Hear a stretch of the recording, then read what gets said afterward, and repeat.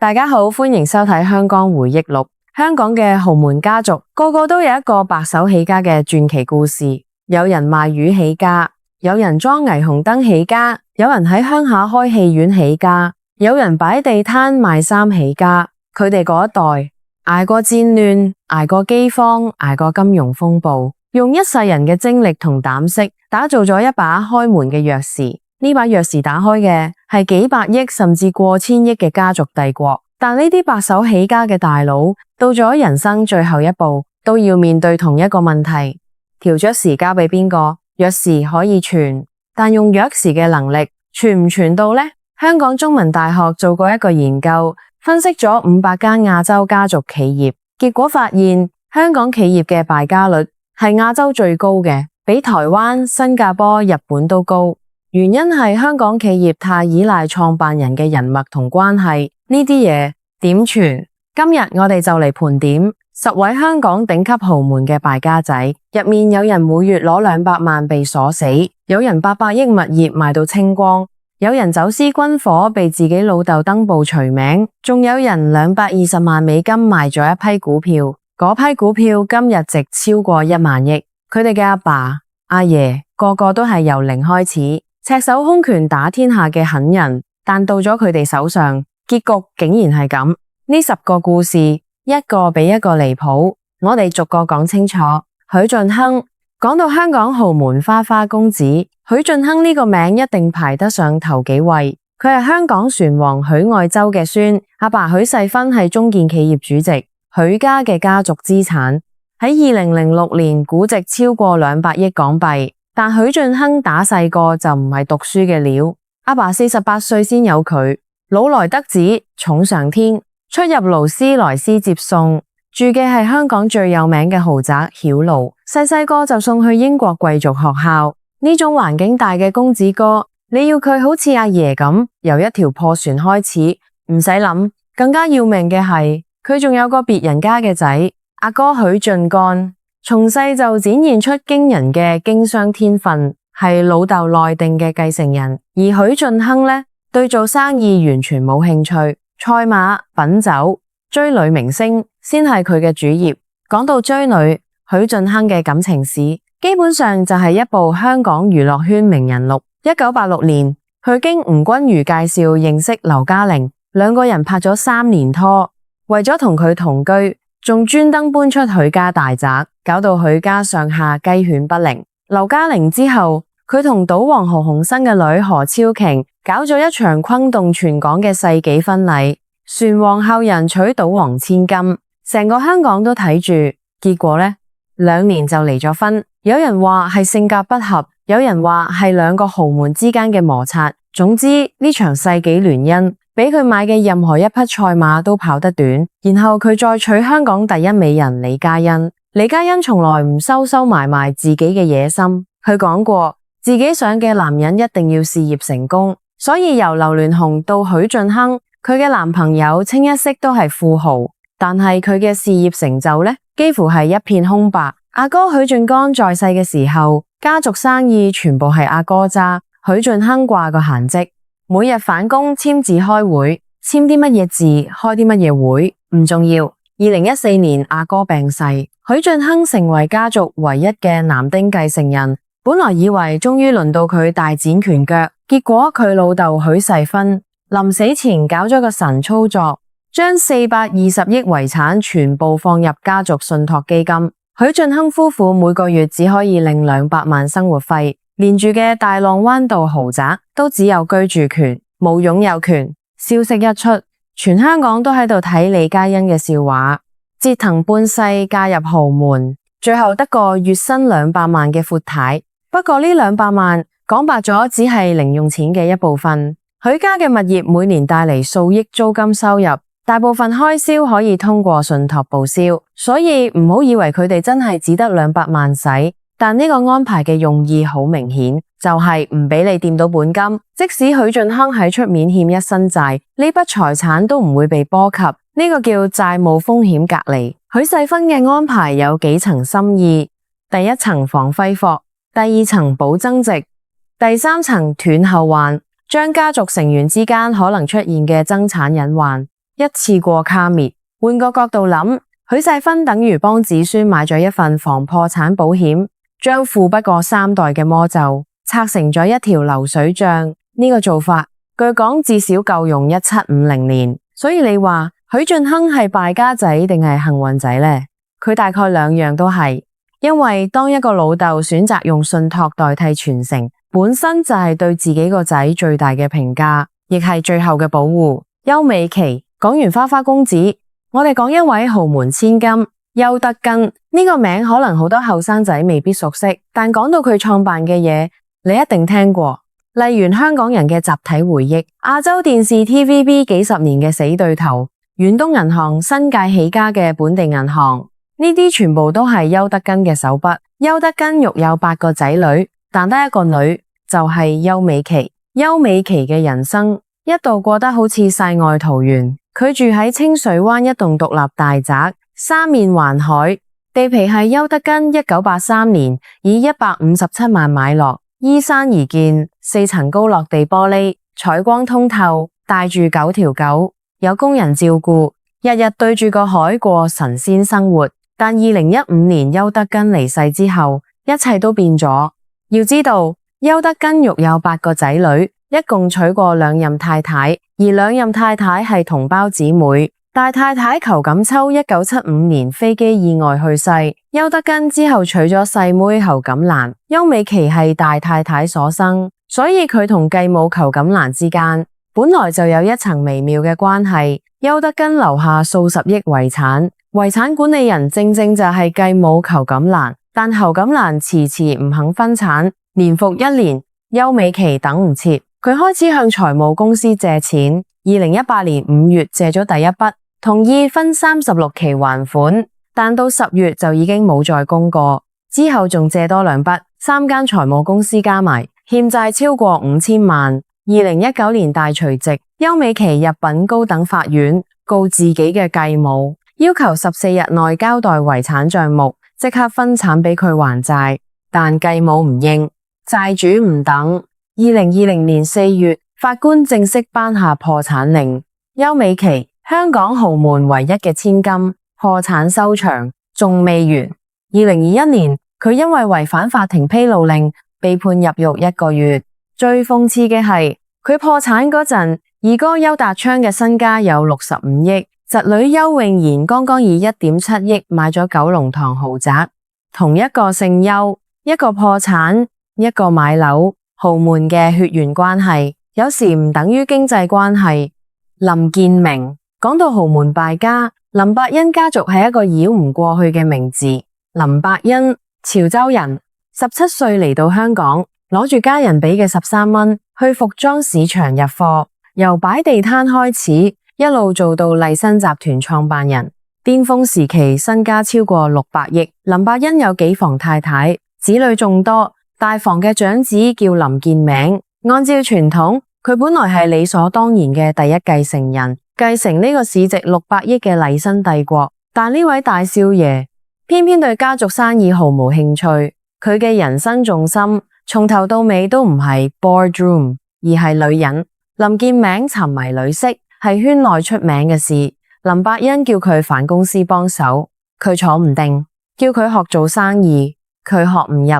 成日流連喺社交場合同女人堆入面，對於一個潮州出身白手起家嘅老豆嚟講，呢個大仔簡直係一個笑話。林伯恩對呢個大仔由期望變成失望，由失望變到絕望，最終決定放棄佢，將接班嘅重任交俾二房余寶珠嘅兒子林建岳。呢個決定本身就已經係一場豪門大戲，大房長子被廢，二房次子上位。林家嘅內部權力格局一夜之間翻轉，林伯恩以為二仔會好過大仔，一個唔行，第二個總可以啦。結果佢大概冇諗到，接落嚟嘅故事會比大仔嗰個更加精彩，精彩到可以拍幾部電影。林建岳，林伯恩二房太太余寶珠嘅兒子，1957年出生，13歲被送去加拿大讀書。美國俄勒岡大學商科畢業，佢阿媽余寶珠喺林家地位最高，因為林伯恩嘅事業有一大半係余寶珠幫手發展起嚟嘅。加上大房長子不務正業，林建岳一入麗新集團做副主席就被委以重任。頭幾年仲算穩陣，但年少氣盛嘅林建岳開始唔安分。1994年，佢力主父親收購亞洲電視股權，結果令林百欣身陷亞視資金泥潭，麗新國際因此被踢出恒生指數成分股。但呢個只係前菜。1997年，香港回歸前夕，樓市去到巔峰，林建岳睇準機會，以69億港幣嘅高價買入中環富麗華酒店，計劃拆咗重建。呢個決定，林百欣完全唔知情。一年之後，亞洲金融風暴殺到，樓價大跌，銀行唔肯再貸款，富麗華酒店項目價值暴跌，麗新發展總負債飆升到125億港幣，市值從600億跌到得返15億，成為香港虧損最高嘅上市公司。林百欣嬲到爆，一鋪險些破產，最終攞咗2億港幣俾林建岳，叫佢自己自生自滅，離開家族公司，仲欽點養子林健康做接班人。同一時間，佢嘅私生活亦爆咗大鑊。林建岳同王祖賢嘅婚外情曝光，成為1995年香港最轟動嘅娛樂新聞之一。佢同謝玲玲1980年結婚，生咗5個仔女，結果搞出呢檔嘢。佢阿媽余寶珠直接炮轟王祖賢，謝玲玲怒而離婚，一個原本完整嘅家庭就咁散咗，事業敗，婚姻散，雙重打擊，林建岳跌到谷底。不過林建岳嘅故事冇就咁完。被趕出家族企業之後，佢轉投娛樂圈。2000年入股環亞電影，簽下鄭秀文、黎明、楊千嬅、劉德華。2002年投資劉偉強拍嘅《無間道》，呢部戲以低成本創造票房奇蹟，林建岳算係扳反一成。但有趣嘅係，2005年林百欣過身之後，林建岳又攞返大部分遺產同上市公司控制權。今日佢旗下麗新係4間公司，持續虧損。佢自己每年照拿接近6000萬酬金，間公司蝕錢，但老闆年年袋6000萬。如果林百欣仲在生，唔知會點評價呢個二公子。如果你覺得呢條片有意思嘅話，記得撳個訂閱同埋個鐘仔。我哋繼續講落去，因為接落嚟嘅故事一個比一個離譜。李澤楷，講到香港最出名嘅富二代，李嘉誠嘅2個仔一定榜上有名。大仔李澤鉅，沉穩、內斂、穩紮穩打，係阿爸欽定嘅接班人。今日掌管長和係千億帝國。細仔李澤楷性格完全唔同，膽大、好賭，鍾意走捷徑。圈內人對佢嘅評價係有種囂張。1999年，互聯網浪潮席捲全球，李澤楷嘅盈科集團借殼上市，借住一間叫德信佳嘅公司，搭上互聯網概念嘅快車，到年底已經成為香港第8大公司。佢本人嘅身家隨住股價水漲船高，一度成為僅次於李嘉誠嘅香港第2大富豪。有人甚至話細仔有機會超越老豆。之後佢更加大膽，盈科集團蛇吞象，收購歷史悠久嘅香港電訊。呢單交易震驚全城。合併之後，公司改名電訊盈科，市值一度創造超過5800億港幣嘅紀錄。但真正令李澤楷載入史冊嘅，唔係佢賺咗幾多，而係佢放走咗幾多。1999年，盈科以220萬美金買入騰訊20%嘅股份，呢個係馬化騰創業初期嘅事。不到2年，李澤楷以1260萬美金將呢批股份賣俾南非嘅 MIH 集團，賺咗4倍幾。以當時嚟講，呢筆投資相當成功。但你用今日嘅眼光睇返，騰訊嘅總市值已經超過5萬億港幣，當年嗰20%值超過1萬億。如果李澤楷揸住唔放，佢就唔再係李嘉誠個仔，而係超越老豆嘅華人首富。一念之差，放走咗成個騰訊帝國。之後嘅投資亦唔見得順利，電訊盈科股價從高位一路向下，投資威馬汽車又踩雷。同佢形成鮮明對比嘅係大佬李澤鉅，穩穩陣陣接手長和系，從來唔出風頭，從來唔搞大新聞，但就係咁一個悶蛋，今日已經係亞洲數一數二嘅富豪。2012年，李嘉誠分家，長子得股份，次子得現金。呢個分法本身就係一種信號。得現金嘅意思係你拎住呢筆錢自己玩，家族嘅核心帝國同你冇關係啦。有時候敗家唔係花多咗錢，而係放走咗本來屬於你嘅未來。而李澤楷放走嘅嗰個未來叫做騰訊。講完許晉亨到李澤楷，5位豪門後人，5種唔同嘅揸唔住。有人揸唔住誘惑，有人揸唔住機會，有人揸唔住責任。但接落嚟嘅幾位揸唔住嘅嘢更加核心。鄭志剛、鄭裕彤、周大福創辦人，新世界發展嘅靈魂人物，香港4大家族之一。呢個名喺商界就係一塊金字招牌。而鄭志剛就係鄭裕彤嘅長孫，鄭家純嘅大仔，被外界認定嘅第3代接班人。同其他豪門後人唔同，鄭志剛嘅履歷的確亮眼，哈佛大學文學學士，華爾街同東京都做過投行。2007年成為新世界歷史上最年輕嘅執行董事。佢最出名嘅作品係 K11 購物藝術館，將藝術、人文、自然3個元素融合。2009年喺尖沙咀開業，長期展示佢收藏嘅價值2000萬港幣嘅藝術品，被稱為全球首個購物藝術館。K11 的確係一個有遠見嘅概念。之後10幾年，佢將 K11 版圖擴展到全國，上海、北京、廣州、深圳、天津，合共34個項目，總樓面面積273萬平方米。但問題出喺邊呢？高槓桿、激進擴張，重注壓喺內地房地產。2024財年，新世界發展錄得股東應佔虧損，大約196.83億港幣。呢個係新世界近20個財年以來第一次出現虧損，收入同比下跌34%，核心經營溢利跌18%。之前傳出 K11 開山之作，尖沙咀嗰間 K11 Art Mall 以90億港幣出售俾華潤。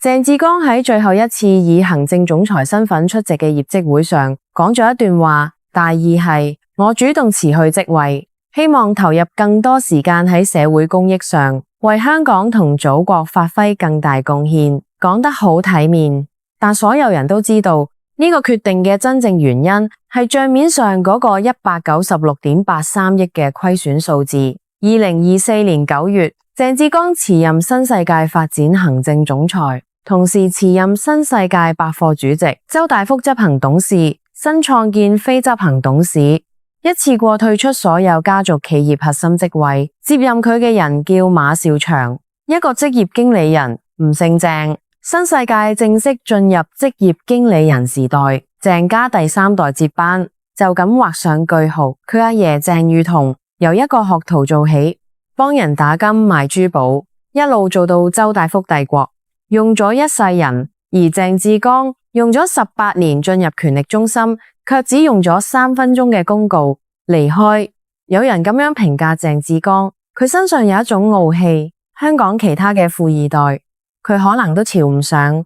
呢種傲氣對一個生意人嚟講未必係好事。佢仲未經過大風浪，創新同冒險之間只隔一條線，而呢條線嘅名字叫時勢。鄭志剛嘅 K11 理念或者冇錯，但佢揀嘅時機同槓桿錯得好離譜。霍文芳，講到香港豪門，霍英東呢個名代表嘅唔單止係財富，仲有愛國、慈善、體育嘅精神。霍家嘅家風喺香港豪門入面係出晒名嘅嚴謹。大房嘅霍震霆，仲有霍啟剛夫婦，恪守家規，低調做人，一直深得外界尊重。但就係咁一個門風嚴謹嘅家族，偏偏出咗一個令成個家族蒙羞嘅人物。霍文芳。霍文芳嘅身世有啲特殊，要講清楚佢嘅故事，要先由佢阿媽講起。馮堅尼其實係霍英東嘅初戀，兩個人感情好好，但霍英東同原配呂燕妮嘅婚姻係阿媽一手包辦嘅家族聯姻。呂燕妮賢惠孝順，深得霍母歡心，霍英東只能將呢份感情收埋。馮堅尼先係嫁咗俾其他人，生下咗霍文芳。後來再帶住個仔改嫁入霍家。霍英東幫佢改名霍文芳，但直到1977年霍母過身，霍英東先至喺訃文入面印上馮堅尼同佢仔女嘅名，算係正式俾咗名分。所以霍文芳喺霍家嘅位置從一開始就好微妙。佢姓霍，但唔係霍英東親生，享受住霍家嘅富貴，但始終有一層隔膜。1978年，霍英東立下遺囑，明確規定，除咗大房3個仔之外，其餘各房子女不得經商。但霍文芳偏偏唔聽，由細到大就反叛，背住霍英東偷偷做生意。有次仲走去東北同地方政府傾拆船生意，人哋打電話俾霍英東求證，霍英東直接講：文芳同你哋傾生意，我一無所知，亦與我無關，希望你哋慎重考慮。一句話斬斷霍文芳嘅念頭，但霍文芳冇死心。1991年，佢瞞住霍英東跑去美國紐約做起走私軍火嘅勾當，結果被捕。霍英東接到消息，冇即刻去鬧人，等霍文芳喺監獄度坐咗半年，先至花50萬美金保釋佢出嚟，然後登報聲明與霍文芳斷絕父子關係。你冇睇錯，係登報。以慈善愛國聞名嘅霍家，寧願公開除名，都唔願意再同呢個人扯上關係。但故事冇完。2006年霍英東離世之後，冇人管得住嘅霍文芳徹底放飛自我。2009年，佢喺北京成立咗一間叫綠寶基金嘅理財公司，打住霍家後人嘅旗號，四圍圈錢。據報道，綠寶基金涉及金額接近20億人民幣，受害者接近400人，入面包括影星金巧巧嘅700萬，跳水冠軍田亮嘅5000萬。呢啲受害者後來先知，霍文芳同霍家其實早就冇任何關係。更離譜嘅係，2001年霍文芳嘅前妻追討撫養費500萬，有報道指佢連自己親生母親嘅養老錢都冇放過。家規管得住聽話嘅人，管唔住唔想聽嘅人。霍文芳將霍家嘅金字招牌當成自己招搖撞騙嘅工具，呢個唔係敗家，呢個係敗德。如果你仲未訂閱呢個頻道嘅話，而家就係最好嘅時機，因為接落嚟最後3位，一位比一位令人唏噓。撳個訂閱，唔好錯過。從投資失敗到行為敗壞，敗家嘅方式可以好唔同，但每一種敗法嘅底色都一樣，以為自己繼承嘅唔單止係錢，仲有父輩嘅運氣。郭炳湘，新鴻基地產，香港最大嘅地產發展商之一，創辦人郭德勝，由一間雜貨鋪做起，建立起市值過千億嘅地產帝國。1990年，79歲嘅郭德勝因心臟病去世，公司同家族嘅榮耀交到3個仔手上，大佬郭炳湘，二佬郭炳江，三佬郭炳聯，江湖人稱郭氏三兄弟，3個都係英美頂級名校畢業，碩士學歷起步。郭炳湘讀嘅係帝國理工，二佬讀劍橋，三佬亦係海外名校。喺佢哋3兄弟領導下，新鴻基嘅住宅同商業地產做到全港第一。佢哋嘅策略好精明，住宅旁邊先起大型商業設施，帶旺樓價，買樓一站式服務，由間屋到裝修全程參與，開發地標性建築，起好咗折租唔賣，年年有租金收，仲可以享受物業升值。呢啲全部係3兄弟想出嚟嘅招數，係香港富二代入面罕見嘅集體成才。但命運喺1997年9月30日同郭炳湘開咗一個天大嘅玩笑。嗰日，香港最惡名昭彰嘅綁匪張子強綁架咗郭炳湘，據報道贖金金額高達6億港幣，有講法仲話超過10億。呢個數字到今日都冇定論。錢交咗，郭炳湘被放返嚟，但佢已經唔係之前嗰個人。據報道，被綁架期間，佢嘅兄弟曾經講過，即使郭炳湘出事，新鴻基地產依然穩健，唔會影響業務。更加扎心嘅係，有傳贖金最初係由太太李天穎代付，之後家族內部對呢筆錢嘅歸屬產生爭執，最後由3兄弟嘅母親鄺少卿出面定性呢件事。郭炳湘獲釋後性情大變，有人話佢變得多疑，有人話佢開始唔信任身邊嘅人，同兩個弟弟嘅關係越嚟越差。而佢哋嘅母親鄺兆興雖然冇任何公司職務，但喺郭德勝嘅遺囑入面，佢係家族信託基金嘅代理人，掌控住成個家族嘅財富分配。郭氏三兄弟只係分享基金股權，冇權私自處置名下嘅基金股份。呢個安排原本係為咗防止兄弟分裂，但反而成為咗逐走郭炳湘嘅武器。最終鄺兆興站喺兩個細仔嗰邊。2008年，郭炳湘被逐出新鴻基，失去董事局主席同行政總裁嘅職位。佢同積極營救自己嘅太太李天穎，感情亦都破裂。之後郭炳湘自己創業，但已經冇咗當年嘅鋒芒，成日俾人形容為豪門棄子。2018年，郭炳湘離世，終年68歲，走得好靜，冇乜人留意。呢個故事同之前嘅唔同，郭炳湘唔係敗家，係被敗。一場綁架改變咗一個人嘅性格同命運。親兄弟喺危難時刻嘅態度，成為咗無法修補嘅裂痕。有時候毀掉一個繼承人嘅，唔係佢自己，而係命運俾佢安排嘅一場意外。鄧耀星，最後一位，亦係最新最爆嘅一位。